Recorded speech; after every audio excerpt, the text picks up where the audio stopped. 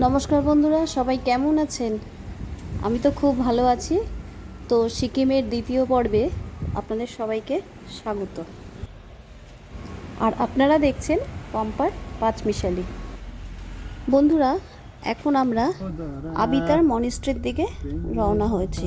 যথারীতি ওখানে দোল ছিল, খুব দোলও খেলা হচ্ছিল। ইতিমধ্যেই পৌঁছে গেছি আবিতার মনিস্ট্রি। এটা একটা গণেশ মন্দির ছিল।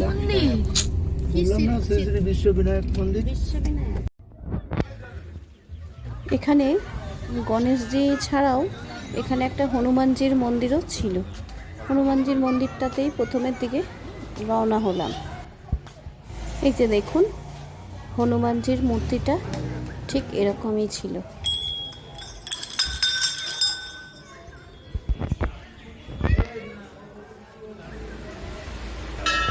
চারিধারে এরকম হনুমানজির অনেক চিত্র আঁকা ছিল দেওয়ালের মধ্যে।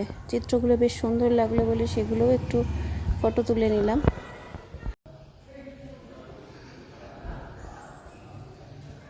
সময়টা একদমই মনে হচ্ছিল না যে পাহাড়ের অত ওপরে আমরা রয়েছি, যেন মনে হচ্ছিল সমতলের কোনো মন্দির দেখছি। বেশ সুন্দর লাগছিল দেখতে ছবিগুলো। এবারে আমরা আস্তে আস্তে গণেশ মন্দিরের দিকে রওনা হচ্ছি। তো বাদিকে ছিল হনুমানজির মন্দির আর সোজা ছিল গণেশজির মন্দির। এই গণেশজির মূর্তিটা ভীষণ বড় ছিল এবং হাত ছিল 16টা হাত ছিল গণেশজির। যাই হোক, অনেক কিছু ব্যাপার আছে, আমরা ততটা যাই না। তবে আমাদের ওভারঅল খুব সুন্দর লেগেছিল মন্দিরটা দেখে। মন্দির দেখার পরেই যেটা আমাদের হওয়ার, সেই ফটো তোলা। চলে এসেছি এখানে। একটা সমুদ্র মন্থনের ছবি ছিল, তারপর সেই ছবি তুললাম। তুলে এবার গাড়িতে চেপে আবার রওনা দিলাম পরবর্তী গন্তব্যস্থলে। এবারে আমরা চলে এসেছি মানকিন ভিউ পয়েন্টের দিকে।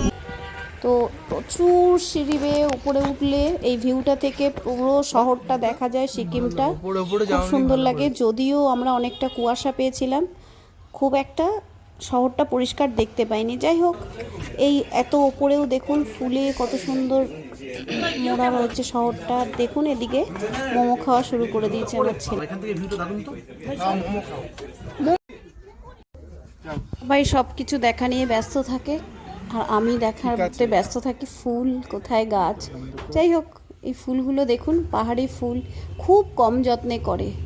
হ্যাঁ, তো দেখুন কত সুন্দর এখানে চাষ হয়েছে। দেখুন কত সুন্দর চাষাবাস হয়েছে। ওখানের একজন লোকাল লোক আমাকে চাষবাসের কথা বলছিল। ওখানে চাষবাস করা খুব কঠিন কাজ। হ্যাঁ, মাটি তো কম, পাথরের মধ্যে। যাই হোক, তাও ওরা খুব চেষ্টা করে নিজেদের সবজিগুলো নিজেরাই যাতে উৎপাদন করে নিতে পারে। এরা খুব মানে সেলফ ডিপেন্ডেন্ট দেখলাম, খুব কর্মঠ। পাহাড়ি এলাকার মতন আমরা এত কর্মঠ কোনোদিনও হতে পারবো কিনা জানি। এবারে আমাদের গন্তব্যস্থল ছিল আরিতার লেক। যাই হোক, আস্তে আস্তে আমরা আরিতার লেকের দিকেই পৌঁছে গেলাম। তো পৌঁছে গিয়েই ওখানে এই লেকটায় দেখুন, এই লেকটায় প্রচুর রঙিন মাছ ছিল।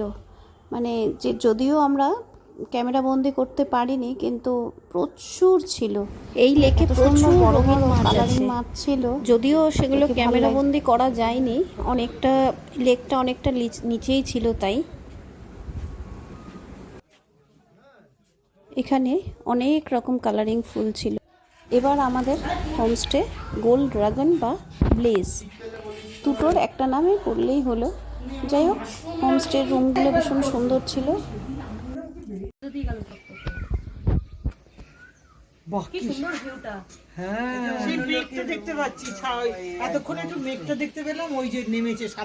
এবার যে হোমস্টেটা ছিলাম, হোমস্টের এই বাইরের দিকটাও বেশ এরকম ছোট্ট ছোট্ট ফুল দিয়ে সুন্দর করে সাজানো ছিল হোমস্টের বাইরেটা।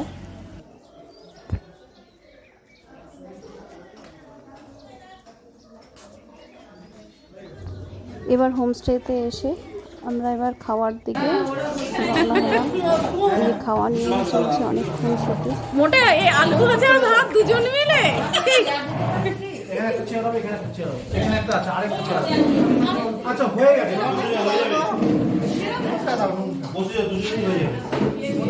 দেখি আমি যাবো ভিডিও।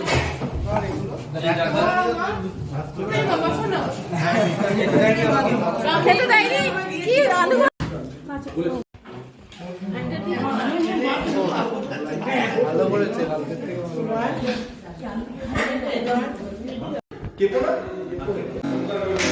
খাওয়া দাওয়ার পরে গানের জমজমাট একটা বেশ গানের অনুষ্ঠান হয়েছিল, তাতে সবাই অংশগ্রহণ করেছিল এবং হোটেলের যে ছেলেটি ছিল সেও এই অনুষ্ঠানে অংশগ্রহণ করেছিল। একটি ক্ষুদে শিল্পী আসরটাকে পুরো একদম জমিয়ে দিয়েছিল।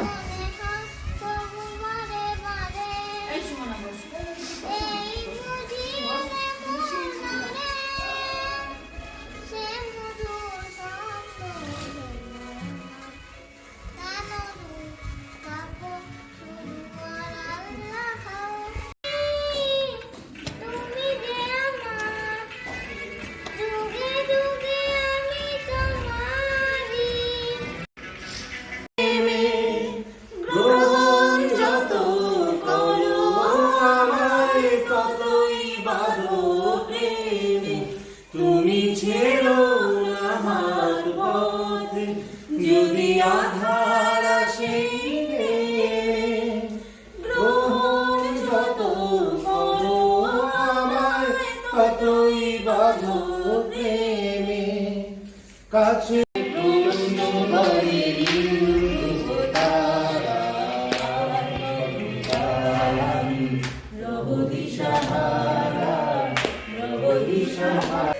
এমন সময় প্রিয় সখা বিদেশের অভিযোগে বসন্ত বহিল সখী কোকিলা ডাক एक रोज जो बिछड़ जाते हैं वो हजारों के आने से मिलते नहीं उम्र भर चाहे कोई पुकारा करे उनका नाम। পরের দিন সকালে গ্রামটা একটু ঘুরে দেখা।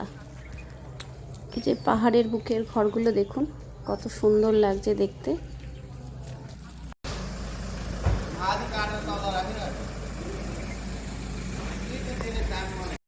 এবারে আমরা এই হোমস্টে থেকে বেরিয়ে দ্বিতীয় হোমস্টের দিকে রওনা হচ্ছি। যদিও হোমস্টের মাঝখানে অনেক কিছুই দেখা হবে, রঙ্গলি মার্কেট টার্কেট আছে, তো আবার এগিয়ে যাচ্ছে।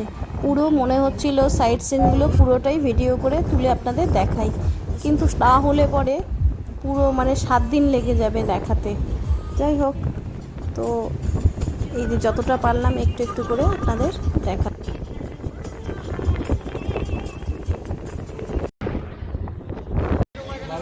আমরা এখন রঙ্গলি মার্কেটে চলে এসেছি।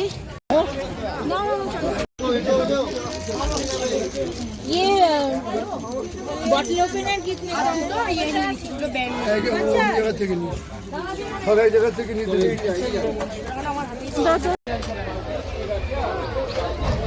এই মার্কেটটা আমার কাছে বেশ সস্তাই লেগেছিল, তবে ওই মুখে লোকের শোনা কথা গ্যাংটক মার্কেটে সস্তা। যাই হোক, অনেক কিছু জিনিস নিতে পারিনি, পরে গিয়ে পৌঁছিয়েছি। তবে রঙ্গলি মার্কেটটা ভীষণ চিপ মনে হয়েছে আমার। এবার রঙ্গলি মার্কেট ছেড়ে আমরা রোলেপের দিকে রওনা হলাম। রোলেপ একটি ভিলেজ এলাকা। যাই হোক, রোলেপটা খুব খতরনাক একটা জায়গা। আমি বলবো আপনারা সবসময় রোলেপ জায়গাটাকে অ্যাভয়েড করবেন সিকিম গেলে।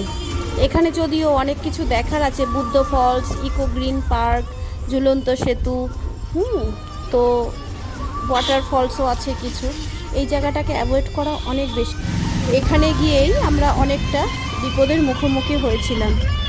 অনেক কিছু ভয়ঙ্কর, মানে রাস্তা খারাপ, অনেক কিছু অসুবিধার মধ্যে পড়েছিলাম। তাই জন্য সবাইকেই বলবো রোলেপ জায়গাটাকে অ্যাভয়েড করতে। এইসব জায়গায় পাহাড়গুলো বড় বড় পাহাড়ের চাইগুলো ভেঙে ভেঙে রাস্তা তৈরি করা হচ্ছিল, তো রাস্তার অবস্থা ওই জন্য খুবই খারাপ ছিল। তাই আমরা অনেক স্পট বাদ দিয়ে সোজা হোমস্টেতেই ঢুকে গেলাম। রোলেপের হোমস্টেতে আমরা যখন পৌঁছালাম তখন প্রায় বিকেল হয়ে গেছে। তো যাই হোক, সন্ধ্যাবেলায় ওখানে ছিল একটা বনফায়ার। তো বনফায়ারের অনুষ্ঠানে চিকেনগুলোকে রেডি করা ছিল মশলা মাখিয়ে, এদিকে কাঠ দিয়ে ফায়ারটা তৈরি করা হয়েছিল। এর সাথেও ছিল একটা জমজমাদার অনুষ্ঠান।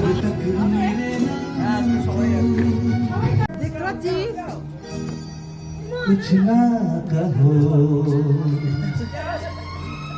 कुछ भी ना कहो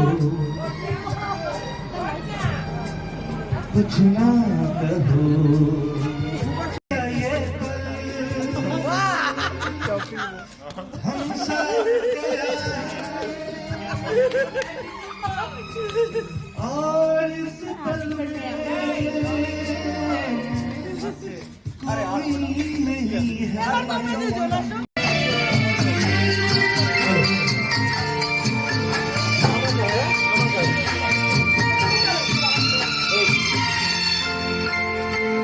क्षमा कहे परवाने से अरे चला जा मेरी तरफ जल जाएगा जवानी এবার বনফায়ারের তন্দুরি চিকেনের মতো চিকেনটা রেডি হয়ে গেছে, সবাই যথারীতি খেয়ে নিল। এবার চলে গেলাম আমরা রাতের ডিনারের জন্য। সবাই কাঁসার থালাতে বসে সুন্দরভাবে খাওয়া হলো। অনেক কিছু ছিল, চিকেন, রোলেপে। এটাই ছিল আমাদের শেষ রাত্রি। যাই হোক, পরের দিন আবার অন্য কোথাও যেতে হবে। ভিডিওটা এখানেই শেষ করলাম, দেখা হবে পরবর্তী কোনো ভিডিওতে। সবাই খুব ভালো